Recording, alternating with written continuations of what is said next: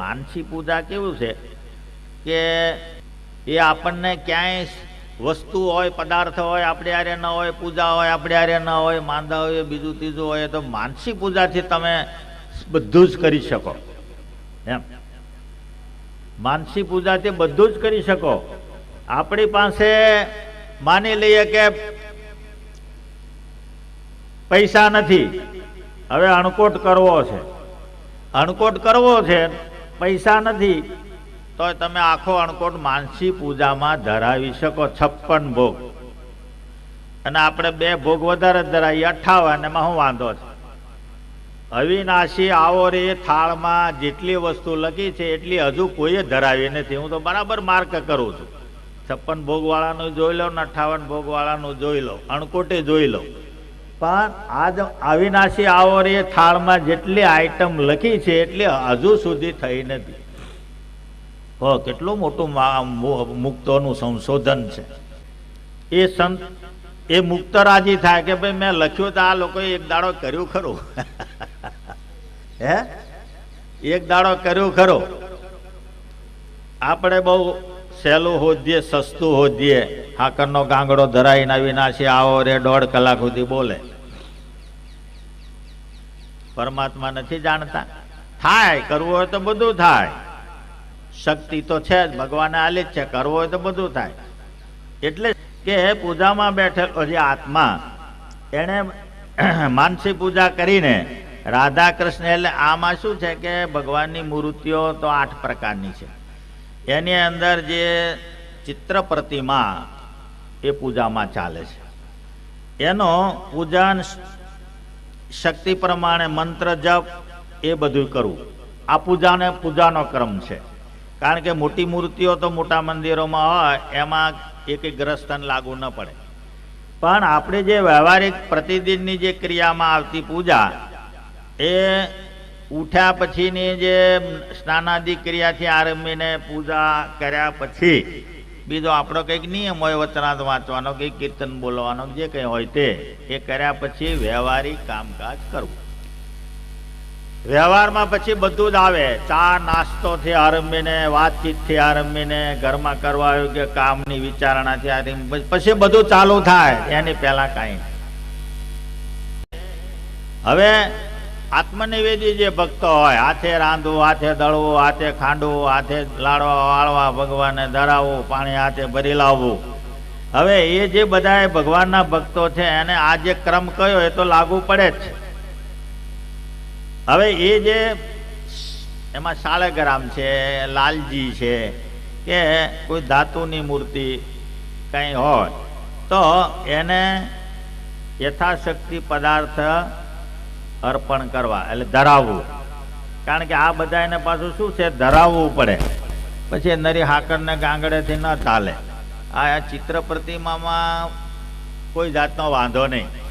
હરિમંદિરોમાં ચિત્ર પ્રતિમાનો નિર્ણય કેમ લીધો કે ભાઈ આ ચિત્ર પ્રતિમાને ધરાવો તો ચાલે, ન ધરાવો તો ચાલે. આપણા ઘરમાં સિંહાસન હોય છે, બરાબર છે. હવે આપણે મુંબઈ જતા રહ્યા કે બીજે જતા રહ્યા, તાળો મારીને મકાનને, તો અંદર તો દેવ છે, પડદો નાખી દઈએ, આવીએ તારે ખુલીએ, તો એનું પૂજન તો કે ચાલે.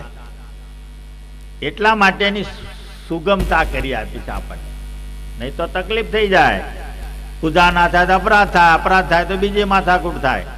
એટલે એ વ્યવહાર આપણને, આ જે બીજી જે મૂર્તિઓ છે ને, એ તો આત્મનિવેદી શું છે કે એની પાસે આ જે કંઈ શાળગ્રામ કે ધાતુનું, એ એને અંગુષ્ઠ પરિમાણ શાસ્ત્રનો નિયમ છે. હવે એ કદાચ રાખી, આત્મનિવેદી એટલે નવરો માણસ ટૂંકમાં, એનો અર્થ એવો થાય. એટલે આખો દાડો એમાં મચા કરે એવડો એમ. આત્મનિવેદીને ધંધા ચાલતા હોય ને આત્મનિવેદીને બીજા કામ હોય તો એ આત્મનિવેદી પણ ક્યાંય જતું રહે. પણ હાવ નવરો હોય એ આત્મનિવેદી ભક્ત, એને આખો દાડો કર્યા કરે ભગવાનને અર્થે.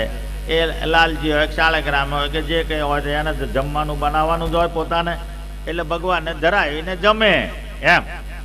એમાં 5-7 છોકરા હોય, બીજું હોય, ત્રીજું હોય, ધમાલ ઘરમાં હોય, એમાં આત્મનિવેદી પણ રહે નહીં. એ ક્યારે હાથે ખાંડવા બેન, ઓલા ઓલા શું કે હારું તારા અમારું હારે બનાવી નાખજો, હારું થયો આત્મનિવેદિત થયો છે એટલે ઓલો તો એટલે ઓલો કે છે આ તો મારે આખા ઘરનું માથે પડ્યું. એટલે આત્મનિવેદી પણ એમાં નથી, એ તો એકલો હોય નવરો એ કર્યા કરે એની મેટે. અંબરીશ રાજા હતા ને એનું આખું તંત્ર જુદું હતું એમ. એ અને ત્યાં એ કોઈ નહીં, નોકર નહીં, ચાકર નહીં, એનું બધું એ કર્યા કરે એમ. અને પછી રાજગાદી ઉપર આવે. હવે એવો તો કોક જ નીકળે. આ તો શાસ્ત્ર લખાય છે એટલે બધું લખી નાખવું પડે હારે ને હારે. કોઈની ઈચ્છા થાય તો એ રહી શકે, એવા ઘણા ભક્તો હોય છે. આત્મનિવેદીનો અર્થ શું? તો આત્મનિવેદી પણ તો આપણને લાગુ પડે છે. આપણને લાગુ પડે એટલે આપણે કેવું આત્મનિવેદી પણ કે ભગવાનને ધરાવ્યા સિવાય ભગવાનને કોઈ પદાર્થ અંગીકાર કરવો નહીં. એ જળ હોય, ફ્રૂટ હોય, પાણી હોય, પેન્સિલ હોય, કપડાં હોય, XY કઈ બી વસ્તુ હોય તો ભગવત સમર્પિત કર્યા પછી જ એને તમારે વાપરવું. આ આત્મનિવેદીપણું થયું. એ ખાંડવાનું દળવાનું રહ્યું, બાકી બધું થયું એમ. કેમ કે આપણી જે ભક્તિ છે એ કૃષ્ણાર્પણ ભક્તિ છે, એટલે ભગવત સમર્પિત ભક્તિ છે. આપણે ભગવત સમર્પિત છીએ એટલે જે પદાર્થ આપણે લાવ્યા એ પહેલા પરમાત્માને સમર્પિત કરીને વાપરવા. એમાં એની નિર્ગુણ ભક્તિ થઈ. આત્મનિવેદીની નિર્ગુણ, એમાંની નિર્ગુણ. તમને કર્મ લાગુ ન પડે અને સીધું વાપરવા જાઓ તો કર્મ લાગુ પડી જાય. ત્યાર પછી અષ્ટાક્ષર મંત્રનો જપ કરવો. જે કઈ મંત્ર ભગવાને આપણને આપ્યો છે એ મંત્રનો પાઠ પોતાની શક્તિ મુજબ કરે. ન ભણ્યા તો કીર્તન કરે, કીર્તન સાંભળે, જે કઈ પ્રદક્ષિણા કરે, જે પોતાની શક્તિ જેવો સમય. ત્યાર પછી ભગવાનને નૈવેદ્ય ધરાવે અને ભગવાનની સેવા પરાયણ થાય. આ આત્મનિવેદનની વાત બધી આવે. ભગવાનને નૈવેદ્ય ધરાવવું, ભગવત પરાયણ થવું, એ ભગવત પરાયણ આત્મનિવેદી થાય છે. બીજા ભક્તો ભગવત પરાયણ થાય છે. બીજા ભક્તોને ભગવત પરાયણ કેવું કે વ્યવહાર કરતો હોય, વ્યવહારમાંથી નવરો પડે, છૂટો પડે, પછી ભગવત સ્મરણ ચાલુ થાય. આપણે રસ્તામાં ચાલ્યા, બીજું કંઈ કામ નથી તો ભગવત સ્મરણ કરીએ એમ. કોઈ કીર્તન આવડતું હોય કે જનમંગળ હોય કે ગમે તે હોય, પણ બોલતા જઈએ એટલે આપણો રસ્તો કપાય ને ભક્તિ થાય. એમાં પગ તળે આવેલા ઝીણા મકોડા, કીડીઓ કે માખી XYZ કઈ તે મરે તો એ પાપનું નિવારણ ઓટોમેટિક થાય એમ. એટલે આપણે ચાલ્યા ભગવત આજ્ઞાથી, બોલાય ભગવત આજ્ઞાથી, બધું ભગવત આજ્ઞા. બધાને ભગવાનનો સંબંધ છે એટલે બધાની ક્રિયા નિર્ગુણ થાય. નિર્ગુણ થાય તો તમે ધામને પામી શકો. સહેજ ક્યાંય કર્મ લાગુ પડી જાય તો પુનર્જન્મ લાગુ પડી જાય. એટલા માટે મહારાજ કે છે કે અમારા આશ્રિત એમણે ક્યારે પણ ભગવાનને અર્પણ કર્યા સિવાયનું પાણી, જળ, ફળ, કોઈ પત્ર, કોઈ વસ્તુ ક્યારે વાપરવી નહીં. અર્પિત કરીને વાપરવાની. હવે એ જે સ્વરૂપ છે ભગવાનનું, એ આચાર્યણે દત્તમ, એમણે આપેલું હોય એ જ પાછું સ્વરૂપ સેવવું, બીજા નમસ્કાર કરવા યોગ્ય છે એવું પાછું મહારાજ કહે છે. હવે આ તમે સવારથી સાંજ સુધીની જે ક્રિયા કરી એ પાછું હાજ પડે એટલે તમારે પાછું ભગવાનના મંદિર પ્રત્યે આવવું. બદ્રીનાથ ને રસ્તે તમે ચાલ્યા જતા તો હોનું પડ્યું હોય તો લેવાનું મન ના થાય. કઈ કોઈનું પદાર્થ પડ્યો હોય તો કોઈનો લીધો લઈને કોકને આપી દે એમ. બદ્રીનાથ ને રસ્તે એનો એ માણસ દિલ્હી તરફ આવે એટલે પંજોય ન છોડે એલિમેન્ટનો, તો વાયસર થશે. એ છોડે જ નહીં. એનો એ કેમ આટલો બધો ફેર પડી ગયો? ભૂમિકા જુદી આવી. એટલા માટે ભજન સ્મરણ તમને બધાને જે ગોઠવ્યું એ આ મંદિરો માટે. આ મંદિર અમથા નથી. આવા રોડા અને રૂપાળા મંદિર આટલો બધો ખર્ચ કરીને આપણે કરીએ છીએ શેના માટે? આપણા માટે એમ. ત્યાં જઈએ એટલે તમને સહેજે સહેજે બળ મળે, સહેજે સહેજે એક માળા ફેરવો તો હજારો માળાનું પુણ્ય મળે, એવી વ્યવસ્થા તમને કરી આપી છે. એટલે મંદિર છે. મંદિર ભગવાનને શું છે? એક મંદિર વધારે કરો એટલે એને તો એક ઘોડો ઊભો થાય લેવા દેવા વગરનો. 10 કલાક 12 કલાક 14 કલાક એને તો ઊભો રહેવાનું ખાતું ખોલાયું. તમે તો આવો ના આવો, તમારું શું ઠેકાણું? ઓલો બામણ વિધિ કરીને જતો રહે, પછી એ સામું જોવાના આવે કે એનું શું થયું એમ. સાધુ પ્રતિષ્ઠા કરીને જતા રહે કે આવીશું, પછી એ ના આવે એમ. એટલે એમને તો એક માથાકૂટ ઊભી જ થઈ. તો કે કઈ વાંધો નહીં, ભગવાનના એટલે ભક્તો જો 5-10 પછી એમાં તૈયાર થતા હોય અને મારા દર્શન કરતા હોય તો ઊભો રહીશ ભાઈ, વાંધો નહીં એમ. એનું નામ દયાળુતા. આપણે ના, આપણે એવું કહું કે ઊભો રહે કલાક હટ એમ કહીએ.